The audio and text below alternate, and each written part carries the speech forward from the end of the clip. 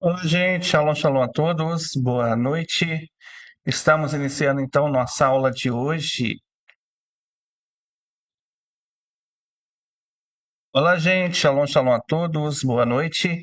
Estamos então iniciando nossa aula de hoje, entrando na aula de número 4 da disciplina Introdução à Torá Escrita.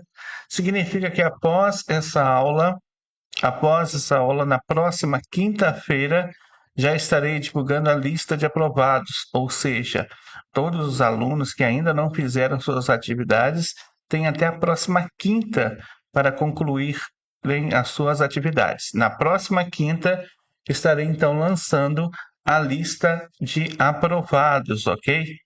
E todos aqueles que conseguirem 70% de aproveitamento avançarão para a próxima disciplina. No entanto, é importante que você esteja com as suas atividades semanais em dia e também com as suas contribuições mensais. Então, pessoal, vamos começar nossa aula de hoje, aula de número 4. Até aqui você já viu que o Taná ele é composto por três partes principais. Além dessas três partes principais, a qual você viu que o Taná ele tem essa composição, vimos também alguns outros detalhes, na verdade. Você viu que a Torá ela tem as suas divisões em Aliá, Paraxá e outros conteúdos também. Na aula de hoje, nós vamos continuar trabalhando com a questão da Torá escrita, só que vamos estar falando um pouquinho sobre as mitzvot. O que são as mitzvot? No geral, mitzvah é traduzido como mandamentos, exatamente. Uma mitzvah é um mandamento. Isso na questão da raiz da palavra, a etimologia da palavra, né? Então, mandamento ou ordem, por exemplo, ah, fulano, vá lá para mim. Isso é o quê? Uma ordem, uma mitzvah. Ah, ciclano, faça isso é o quê? Uma mitzvah. Então, sempre a mitzvah, ela é no sentido imperativo da palavra. Ela é no sentido, então, imperativo. É a questão de você comandar algo a alguém ou ser comandado praticamente, que é no caso da geral das mitzvot da Torá. Bem, só que mitzvah, ela pode ter vários outros conceitos gigantescos, conceitos enormes e que nós vamos abordar aqui. Por exemplo, uma mitzvah também, quando eu falo de mitzvah, eu posso estar fazendo referência no sentido quantitativo da palavra, ou seja, a quantidade de mandamentos que tem na Torá. 603 mitzvot para os judeus e Sheva Mitzvot Bnei Noah, ou seja, 7 mandamentos universais para os não-judeus, para toda a humanidade. Isso totaliza 620 mitzvot no total, juntando 613 do povo judeu e Sheva Mitzvot Bnei Noah, ou seja, 7 mandamentos universais da toda a humanidade, totalizando 620. 620 é o número de letras sagradas que tem nas duas tábuas dos 10 mandamentos. Quando você junta as duas tábuas, unindo o número de letras ali, uma com outra, vai totalizar 620 letras. E 620 também é o que? É a gemátria da palavra Keter. Keter significa coroa, coroa. Então, o que significa isso? Significa que quando você está cumprindo a sua Sheva Mitzvot Bnei Noah, e quando Bnei Israel está cumprindo a 613 mitzvot do povo judeu. O que acontece? Estamos coroando Hashem como nosso rei, como nosso rei. Bem, agora, de acordo com Maimônides, o Rambam, as mitzvot elas são separadas em duas colunas, em duas classes diferentes. Essas duas classes diferentes são mandamentos positivos e mandamentos negativos. Positivos são ordens. Dentre os 613 mandamentos, por exemplo, se encontra 248 ordens. E negativos são as proibições. encontramos 365 proibições. Os mandamentos positivos, eles são conectados através do atributo emocional do amor. Por exemplo, um mandamento positivo: honra teu pai e tua mãe. Honra teu pai e tua mãe vem de onde? Vem do atributo emocional do amor. Você ama a Deus, você cumpre o mandamento de honrar pai e mãe. Amarás a gente teu Deus com todo o teu coração. Você ama a Deus, você ama, então se expressa esse amor. Dirás essas palavras ao deitar e ao levantar, ou seja, a respeito do Shema. Você ama a Deus, então você recita o Shema ao acordar e antes de dormir. Então são mandamentos o quê? Imperativos. Proibições se conecta através do atributo emocional do temor, ou seja, que indica a restrição. Você teme a Deus. Se você teme a Deus, você não ultrapassa o limite pelo qual ele colocou. Há um limite que foi colocado, por exemplo, digamos assim, está escrito lá: não terás outros deuses diante de mim. Então, eu temo a Deus, eu não vou construir nenhum tipo, nem vou acreditar em nenhum outro tipo de divindade ou poder. Eu temo a Deus, eu não vou fabricar, por exemplo, ídolos. Eu temo a Deus, eu não vou dizer o nome de Deus em vão. Se eu temo a Deus, por exemplo, eu não vou praticar homicídio, adultério, ou roubo, ou então nem vou dar um falso testemunho dentro de um tribunal. Correto? Isso por quê? Porque eu temo a Deus. Eu temo Deus, eu reverencio, eu respeito a Deus. Logo, eu não ultrapasso o limite pelo qual ele colocou.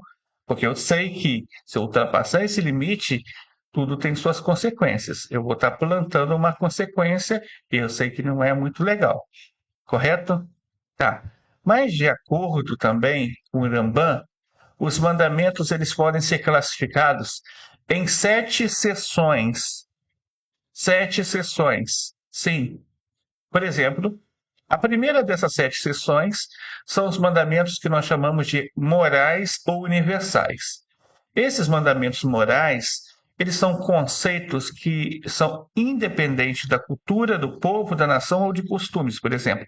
São mandamentos gerais para toda a humanidade, como, por exemplo, não praticar idolatria, não blasfemar, respeitar o nome de Deus, respeitar a vida humana, respeitar a propriedade alheia, respeitar o matrimônio, o casamento, seres vivos, não maltratar seres vivos, ou seja, não comer um órgão de animal vivo, por exemplo, e praticar a justiça. Então, esses 7 conceitos são conceitos universais, conceitos que são aplicáveis a toda a humanidade. Logo, todas as ordens e proibições que se encaixam nesses 7 conceitos são para toda a humanidade, na qual nós veremos muito, inclusive na Torá, dentro desses 7 conceitos. Bem, além dessa seção, existe uma outra seção que nós chamamos de Mishpatim. Traduzido, Mishpatim significa julgamentos. Só que, na verdade, Mishpatim tem julgamento, sim, mas tem muitas leis de caráter social. Leis que regulam a boa convivência de um ser humano com outro. Como, por exemplo, não armazenar ódio ou raiva, não se vingar, amar o próximo como a si mesmo, né? Não cobrar juro ao seu próximo, não fazer lashon hará, ou seja, são mandamentos que têm também um caráter universal. Todas as sociedades precisam disso, correto? Então, é por isso que o Rebbe, ele diz que os mishpatim, eles são aplicáveis a toda a humanidade. Da mesma forma que são aplicáveis a toda a humanidade também os mandamentos gerais ou morais, como nós vimos anteriormente. Só que do 3 ao 7, da seção 3 a 7, temos mandamentos que, em geral, muitos são ordenados somente ao povo judeu e alguns os Beninoa pode cumprir também. Por exemplo, vão existir alguns mandamentos que nós chamamos mandamento de gênero. Isso significa que existem mandamentos para homens e mandamentos que são exclusivos para mulheres. Um mandamento para homem, por exemplo, não raspar a extremidade da barba. Esse mandamento a mulher não tem como cumprir, somente o homem. Um mandamento para a mulher é a purificação após o parto, ou a purificação após o ciclo menstrual.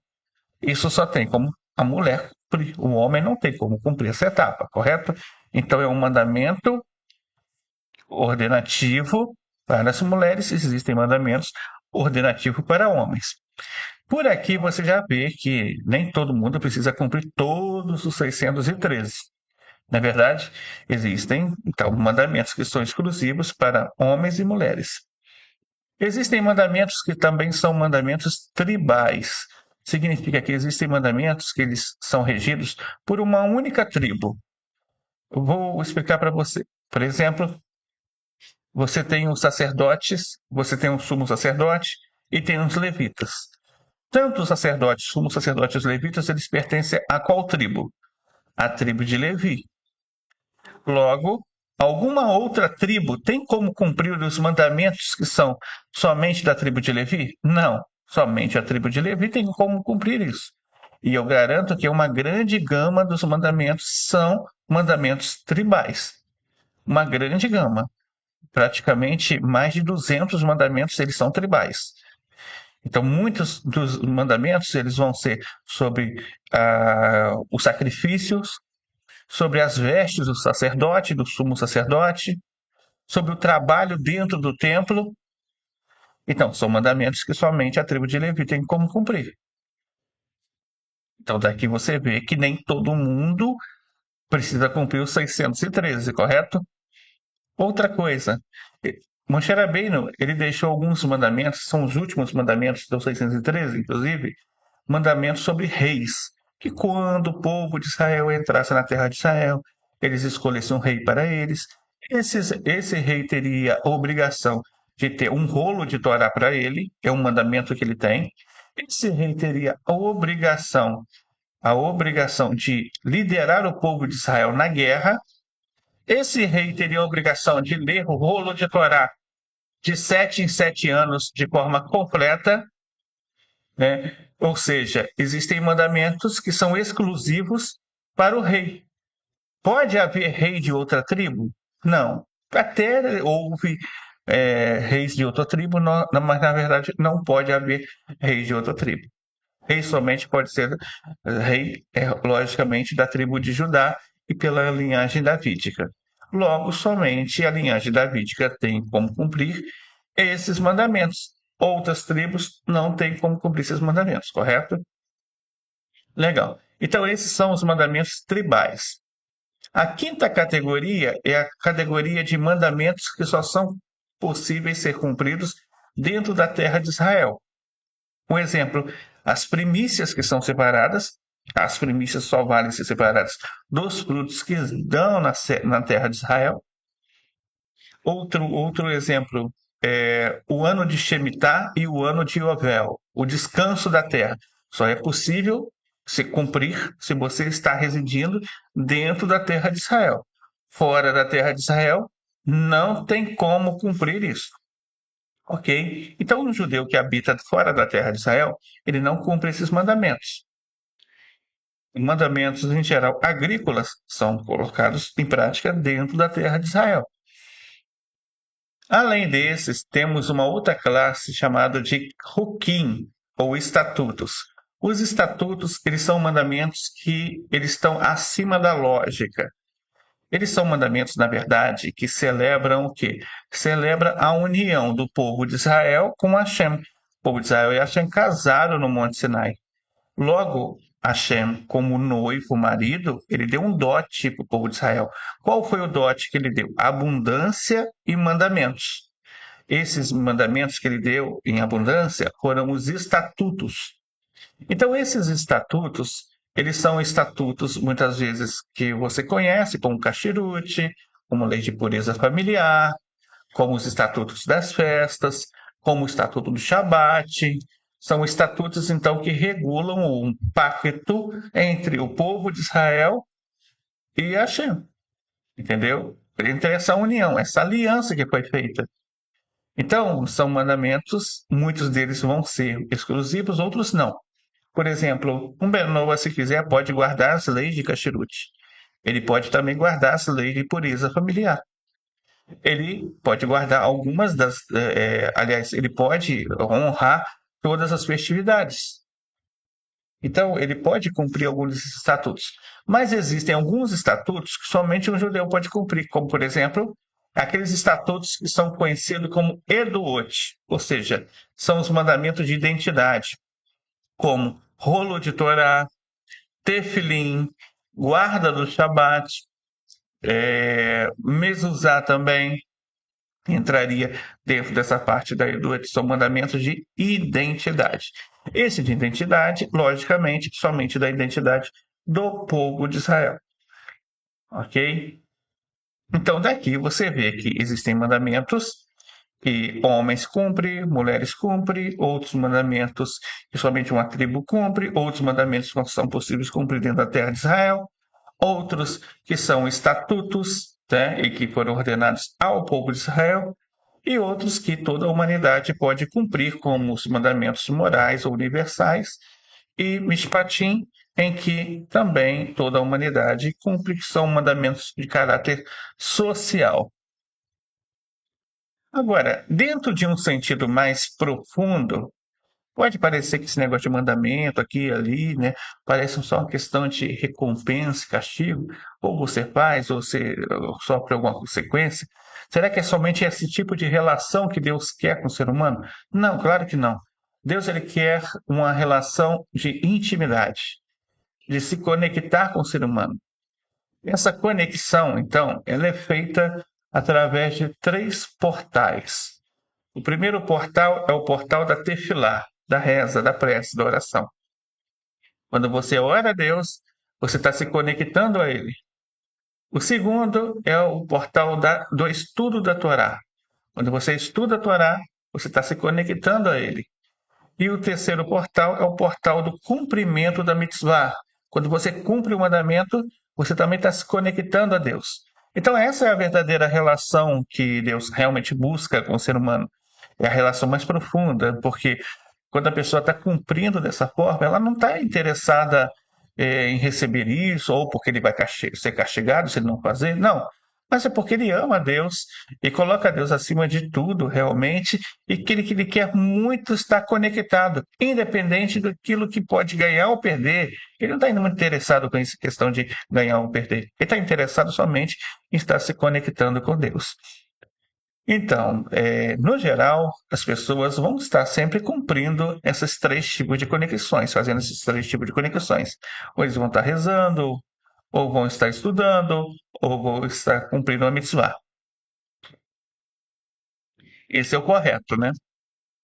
Mas pode haver alguns casos em que a pessoa não esteja cumprindo essas três coisas.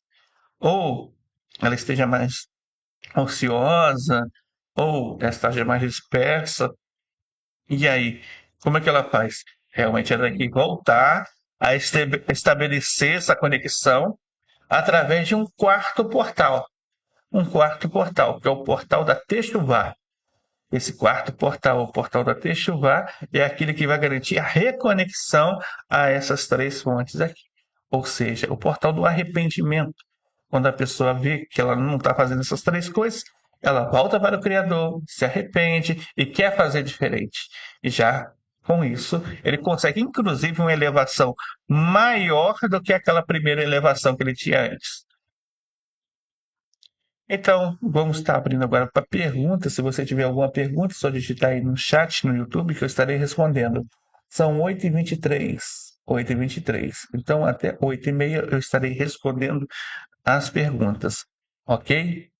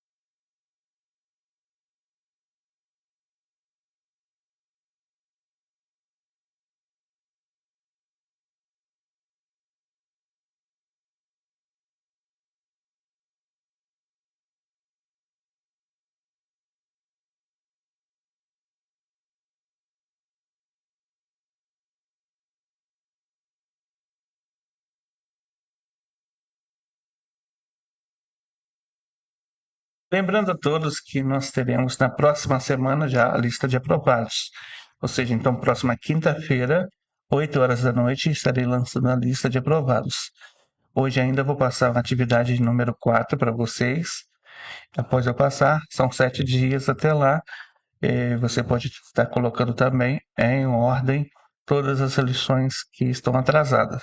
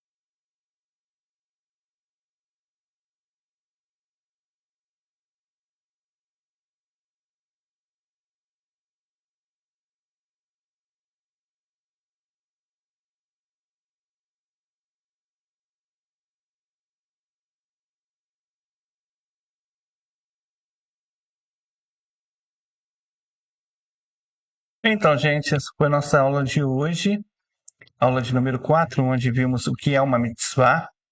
Vimos que, no sentido simples, mitzvah significa comando, mandamento, ordem. E no sentido quantitativo, eu posso estar falando sobre as 613 mitzvot para os judeus, ou a Shiva Mitzvot Beninoa, ou seja, as 7 leis universais para toda a humanidade.